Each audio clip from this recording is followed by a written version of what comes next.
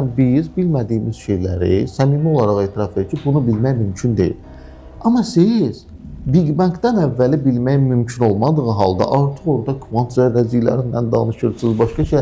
Yəni İndi mən də məsələ ki, bunu bilmirəm deyirəm, amma hələ ki bilmirəm deyirəm. Sən deyirsən ki, Big Bang-dən əvvəl var idi. Bəs mən də səndə Hesablamalar bunu deyir. Hesablamalar bunu deyir. Mən Hansı bunu hesablama? O kvant Hesablama çox iddiası var maraqlı ortada. deyil. Bax, əzizim. bizim Bax, çox üzr istəyirəm. okey, tamam. Bax, məkan, zaman, maddə və enerji. Dördü də Big Bang-dan sonra yaranan şeylərdir. Və bizim bütün riyazi hesablamalarımız bu dörd şeyin daxilindədir. Məkan, zaman, enerji və maddə. Çox üzr istəyirəm. Okey. Biz bunun içində olan riyazi hesablamamızdan necə bilə bilərik ki, Big Bang-dan əvvəl filan kvant zərrəcik var idi, misal üçün. Bunu bir dənə mən çox xahiş edirəm. O riyazi hesablama necə baş verir o mənə? Çünki mən sənə bir şey deyim də. Sən riyazi hesablamalar sayəsində, bu təkcə riyazi hesablama deyil də. Səbəbsiz kvant səviyyəsində səbəbsiz olguların olması. Bəli. Səbəbsiz bir şey yoxdur. Yəni bu Yaxşı, onda mən izah elə görürüm ki, səbəbsiz kvant fluktuasiyasının yaranmasının səbəbi nədir? bax, mən yenə də deyirəm. Səbəbsizdir də bu abi, Səbəbsiz nə Fluktuasiyasının sübutunu soruşur. Bəs mən Səbəbsiz nə deyirəm, edirsən? səbəbsizdir, Bax, çünki biraz onun üzr yaranması üçün zəmin yoxdur.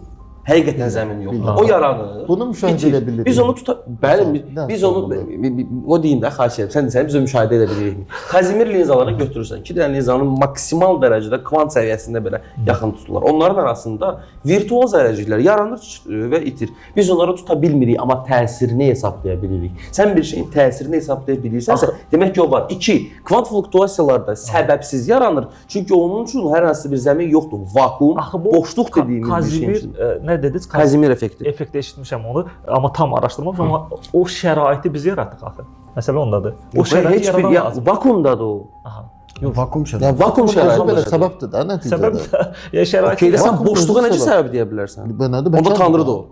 Məkandır. Demək ki, Tanrı Bax, vakuumdur. əzizim, Biz məntiqlə buna çıxa bilirik. vakuum məkandır yoxsa yox? Vakuum, sən vakuum burada yaratsan məkandır. Bildim, məkandır da nəticədə. Yəni Amma şəraiti nəticədə sən yenə də yaradırsan. səbəb var. Yox, yox, bax sənə, Vakuum özü səbəbdir. sən vakuuma boş kimi baxırsan yoxsa yox? Yox, hayır, məkan var orada, necə boşun baxım ona? Yox, yox, da oha, heç bir zərrəcik yoxdur axı deyirsiniz. Bildim, məkanın özü var yoxsa yox? İndi mən sən bir şey deyim. Zaten məkan olmasa zərrəcik ola bilməz. Buna yəqin ki, Okey, razıyam. İndi bunun adını vakuum qoy. Bunun adını nə qoyursan? Yox, o adam qoyur, o reallıq budur. Bax, burada məkan varsa, zaten onun yaranmasının səbəbi məkan olmuş olur.